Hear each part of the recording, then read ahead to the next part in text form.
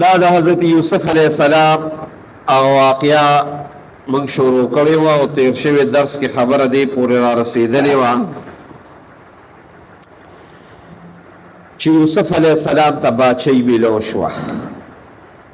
او د ملک باچا جوړ شو چې د ملک باچا جوړ شو د باچا د دنه چې کم مخکې د مصر باچا و ریان ابن ولید هغه خوب لیدلو او خوب کې هغه د قاد صالح او د فراخي هغه خبرې وي تاسو ته معلوم دي ومقشا د هغه د وفات نه څه موده پس فراخي راله او یوسف علیه السلام د هغې خپل حکمت عملی او د هغې خپل چې کوم د هغه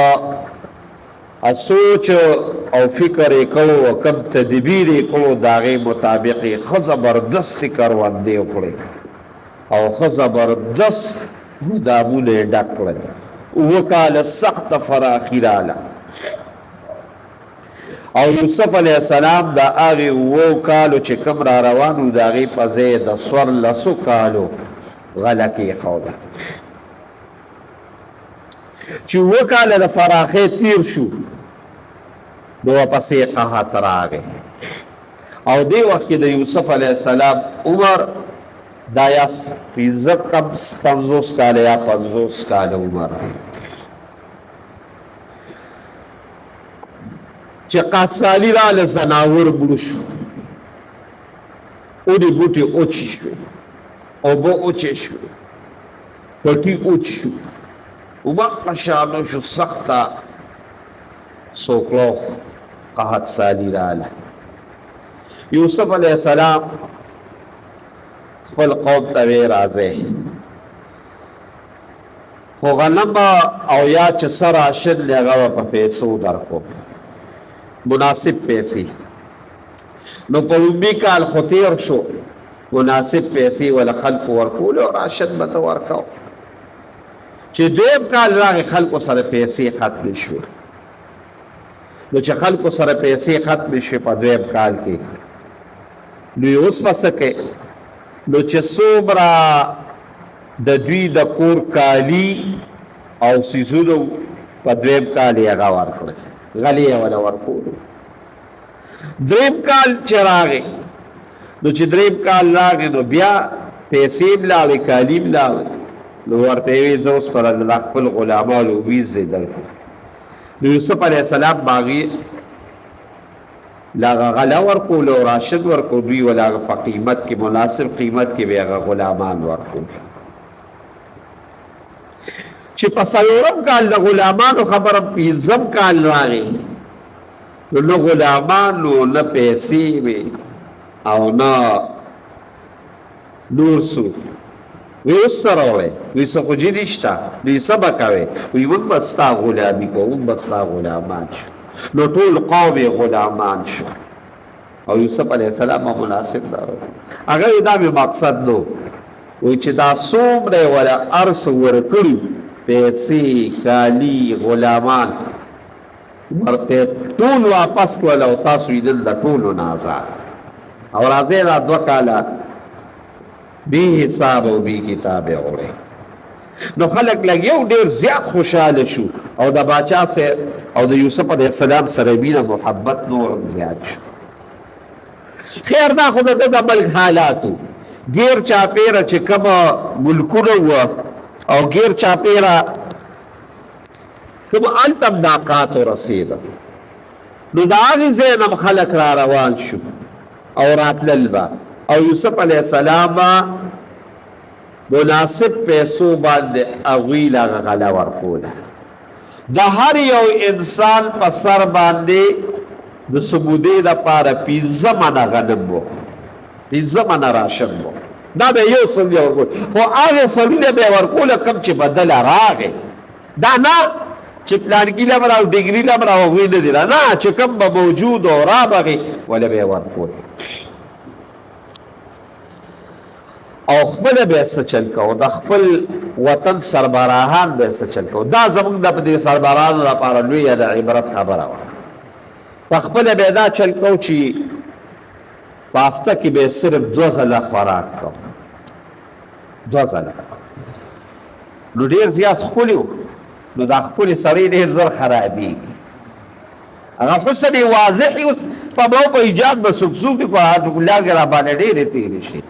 خو چې ښکلي سړي په هغه سپینې مزېداري، نو په هغه باندې د اثر زیات ښکاري. یوسف علیه السلام خو ډېر زیات ښکلي وو،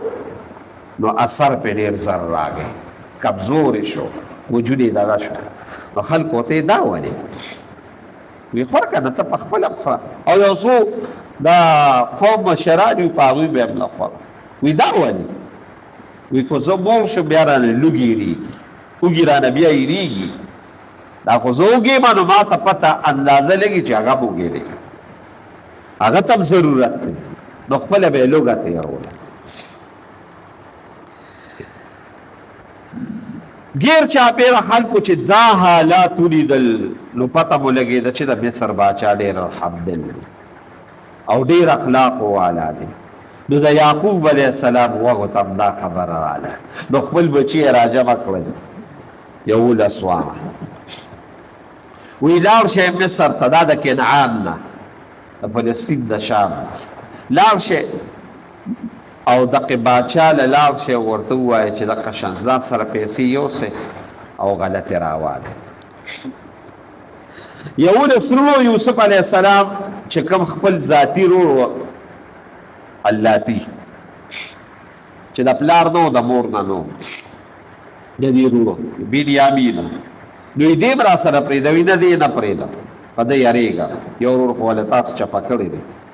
نو په ده یارېږم، دې به نه بوځئ. نو دا 10 وانه پیسې وله ورکړې ولاړ شي. چې مصر ته راورسېدله او وی دغه شان، نو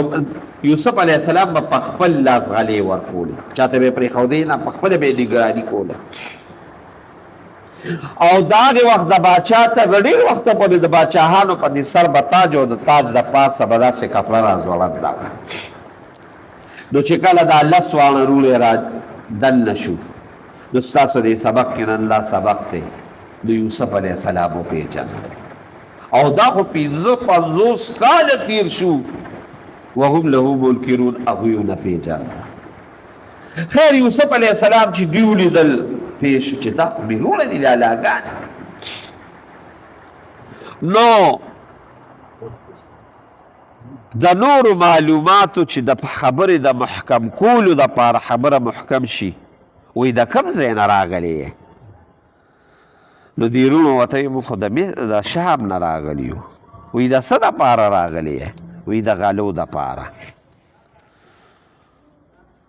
وی د غلې دپاره راغلی یې؟ وی ما ته به څه پته لګي چې تاسو غلې دپاره راغلی یې؟ هسې نه چې جاسوسان یې، دې ملک کې نقصان ونه کې، دوکه ونه کې، فریب ونه کې. هغوی ورته وی نه موږ فریب والا، دوکو والا او جاسوسان نه یو. وی ولې؟ وی موږ د یو ډېر عظیم پیغمبر اولاد یو، پلارم پیغمبر و، نیکم پیغمبر و، فرنیکم پیغمبر و، ترنیکم پیغمبر، څلورو پشتو نه 3 پشتو نه پیغمبران اولاد کې راله وایي. نو چېرته به هم دوکه. بس یوسف علیه السلام پېښ شو چې دا خو واقع غرونه مینه. ویاله دوی په مخه بوځئ، خیر دی دا د پیغمبر اولاد دی، دوی شاهي مهمان خانه چې کوم زما د هغې ته یې بوځئ. نو هلته یې بوتلله. چې هلته یې بوتلله، نو ورسره خبرې اترې بیا شروع کړې. وی ښه پلاره پیغمبر دی، وی څو وروڼه یې؟ وی چې موږ خو 12 وروڼه. وی تاسو خو 10 راغلي. وی چې هغه یو ورورم په ماشوموالي کې په ځنګل کې ورک شو چې زمري خوړلی دی او څه خوړلی، او هغه بل ورورم پلار سره یې د هغه پلار د ځانه نه جدا کوي. یو ورورم ورک شو، نو د هغه دومره غم زموږ په بابا باندې راغلی دی چې د بابا نظر هم د سترګو تلی دی، په سترګو باندې نابینا دی. وابیضت عیناه من الحزن، د غم نه سترګې سپینې شوي دي، بعیدا یعنې نظر تلی و. کظیم ډېر خفه دی. یوسف علیه السلام چې دا واورېدل، نو ورته بالکل غلبه راته ملاویږي خو دومره قدر کار دی چې زما د دې ملک یو قانون دی او قانون دا دی چې زه کوم کس راغلی وي نو هغه له ورکوم نو تاسو لس کسان راغلی تاسو ته به لس بوجونه ملاویږي تاسو ته به لس بوجونه وی چې هغه یو ورور وي دغه یو ورور نشي ملاویږي اب راولې خو یو خبره اورئ بل ځل چې راځې نو هغه ورور به ځان سره راولې او قرآن نه وسطه فلا کیل لکم عندي ولا تقربوا نو ستاسو دپاره غله شته او غله خو پرېږده چې ملک ته مې مرانونو نوځئ ملک ته به هم نه راځئ ابه راولې ځان سره دی هغوی ورته ټیک شو انشاءالله سنراود عنه لا هر بس دوکه را دوکه مطلب دا چې څه طریقه به هیله به جوړه کړو نور غیر حاضر پرېږدي نه خو زمونږ به کوشش وکړو د هغه د غولولو او د هغه د راوستلو نو راولو به غله انشاءالله دا کار به مونږ کوو بس دلته دا خبرې چې دوی وکړې یوسف علیه السلام یې ورکړې وله غله بوجونه وله ډک کړې خو روغ غوندې خپل د دوی له پټ راووته او روغ غوندې خپل خادمانو ته ویې داسې چلې کې بوجونه ډک کړې خو بوجونو کې یو بل کار وکړې چې دوی له کمې پیسې درکړي هغه پیسې د هر یو نه چې الې نو واپس یې دې بوج کېږدی واپس یې دې بوج کېږدی واپس یې دې بوج او دقه پیسې به راله زه درکړم زه به د خپل جیب نه دقه پیسې خزانه کې داخلې کړم دا چلو کې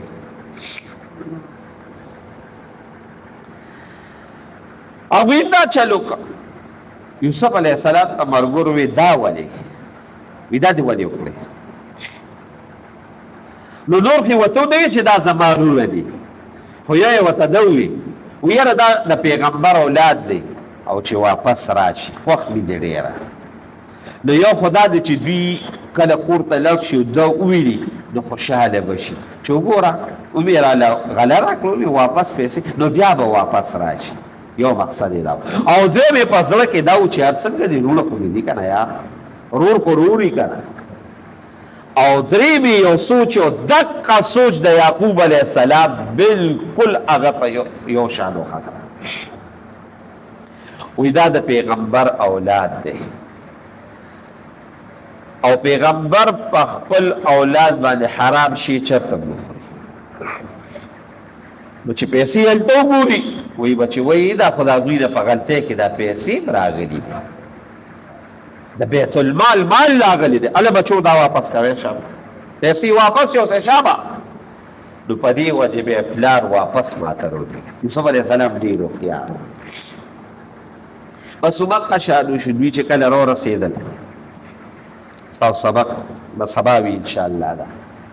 نو هغه پیسې یې پکې دغه کړې هغې کې وي او پلار له واپس راغله یاره دلته یو سوچ پیدا کېږي چې یوسف علیه السلام ته پته ولګېده بلکې اوس ورته پته نه وه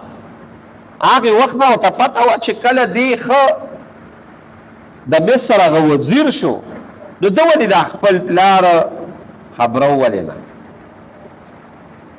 پکار و چې خپل پلار یې خبر کړی وي او خبر یې ورلېږلې ورته چې زه اوس باچا شوی نو زموږ د علما وی دا ورته الله ویلو چې نه به خبره خبرې به نه بس دا کې زما یو حکمت دی ارستو را روان دی او یعقوب علیه السلام ته هم دا پته نه وه چې یاره دقه شانه زما دا بچې به جمدي وي که به مړ وي خو یو ځلې اسرائیل علیه السلام سره مې ملاقات کېده پیغمبرو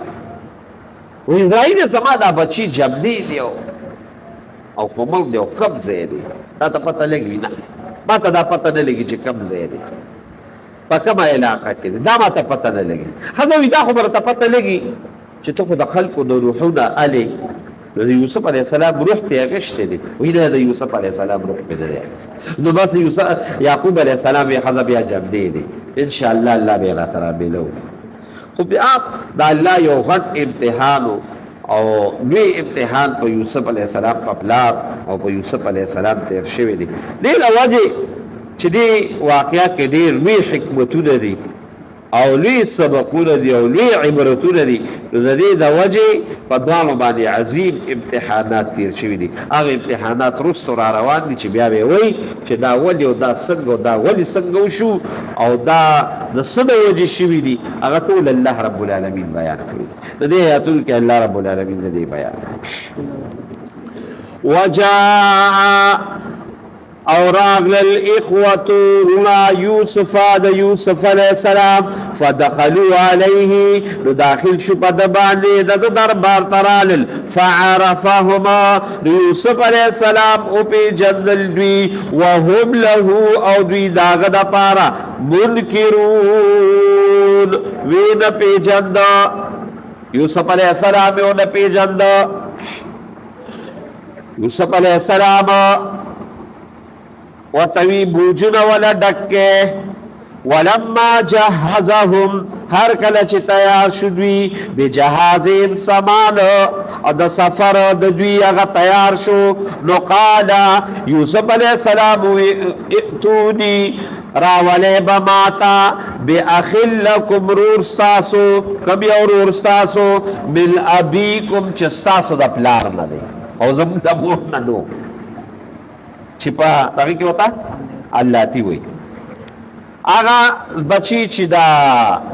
پلار د ویو د مور نه نوي هغه ته الله تی ورور وي هغه چې ستاسو د پلار نه دی او د مور نه زموږ د مور نه دی هغه بچی براوله چې ستاسو د مور نه دی او د پلار نه دی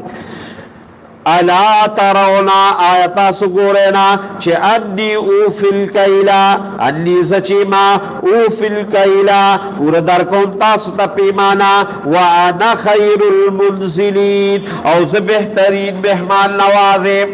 نوازی خود آگا دا پلار دی که صفتو و دا ابراہیم علیہ السلام کولی مہمان نوازی ولا اکلا نگورا سمرا بخولی فشاہی مہمان خانہ کے بکینو لے نگورا رور براولے او یو خبر اوره فإن لم تأتوني به کچرتا سرا نمستاغا فلا کیل لکم عندي نو اس مال راشن ستاسو ما سر نشتا او راشن خو پریدا ولا تقربوا نزدی بما تنرازه نیمت بم نرازه او بخا راوله قالو دیرون وطوی سنرابدو سچل بجولو زنا مانا بوکو سچل بجولو مگبا کوشش کو داغ در آوستلو قالو دویوی سنراویدو اسی دا سنراویدو مالا زمان دا علماء ویو پارو جانا چه سدو ککو بیا خو پیغمبر خودو ککولی دی شکنا نو سچل بجول کو سنراویدو سچل بجولو عنه دا غبارک آبا اخپل پلارتا و انا لفاعلون او دا کاربم خامخا براو راولو یوسف علیہ السلام یہ ډیر خدا مخبل خادمانو تیوی وقالو یوسف علیہ السلام لفتیانه خبل خادمانو تا خبل زوانانو تا خاندانو تا اجعلو اگرزوی بضاعتهما دا دوی دا پیٹی دا سامان اگرزوی پدی کی دا پیسی یعنی فی رحالهم دا دوی پدی سامانونو کې بدعا چې د دوی دا کومه کنجی دا او دا پیسې دي نو دا وګرځوي د دوی په بوجلو کې دوی سره چې کومه سامان دی پاره کې وګرځوي دا د سره پاره لعلهم الذين پاره يعرفونها چې دوی او پیجنیدا چې موږ سره یې ډیر خوکړل او اذا انقلبوا چې کله واپس کیږي له خپل کورته نو لعلهم يرجعون خامخا دوی واپس کیږي بیا ماتا خامخا یا خو بداوی چې احسان را سره کړی دی نو راشه دا خو ډیر احسان مل دی او یادایا چې دا خو موږ داغه مال لوړی دی نو بابا ته به پتو لګي او دا خو د بیت المال دی نو دا به خامخا ما ته واپس کېږي دوی ما ته واپس راځي دا د یوسف علیه السلام یو پلیننګ او یو حیله وه او یو حیله وه او دغه متعلق زموږ بعض علما د حیلې د جواز فتوا ورکړل دوی په حیله سپیږي زدا سبحان ربک رب یا ردی ته هدایت دوا کې دا صدق ده او دا د يهوديانو کار دا بیګوال دي دا د يهوديانو کار دی او نو بس خدای پاک ته هدایت وکړي سبحان ربك رب العزة وقتي بان ولګي او په خدای یقین سبحان ربك رب العزة عما يصفون وسلام على المرسلين والحمد لله ربنا آتنا في الدنيا حسنة وفي الآخرة حسنة وقنا عذاب النار وادخلنا الجنة مع الأبرار يا عزيز يا غفار يا رحمن